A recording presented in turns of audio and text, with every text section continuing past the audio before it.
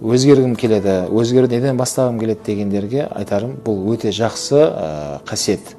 Осыдан айырылма керек, және басқа жастарда да осындай ой мазалау қажет.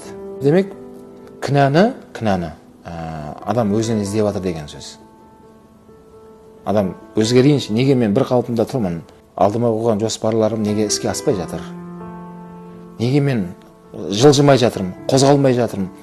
Демек, мен мүмкін басқа бағытта өзгеруім қажет қой деп адам өзін кінәлап, өзін мазаласа, онда ол міндетті түрде оның жауабы табылады. Құранда Алла соны айтып жатыр. Алла оны міндетті түрде өзгертеді. Өйткені өзгеру адам өзінен басталды. Сөздің аясында сөз өрбітетін болсақ, демек өзгеру деген ол жақсы екен. Және екінші мәселе, қазір мен оны тоқталам, өзгеру қандай бағытта болатындығын. Жақсы жағынан болу керек. Оның ниет жақсы болу керек.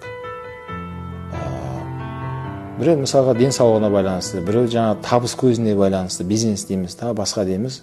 Өзгерейін деген адамдарға бәріне айтарымыз, ниет жақсы болу керек. Тақырыпқа келетін болсақ, бұл өзгеруді мамандар айтады, ғалымдар.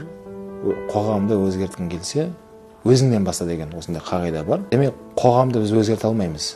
Біз өзімізді өзгерте аламыз. Әркім өзімізді жақсы жағына өзгертсек, қоғам автомат түрде өзгереді.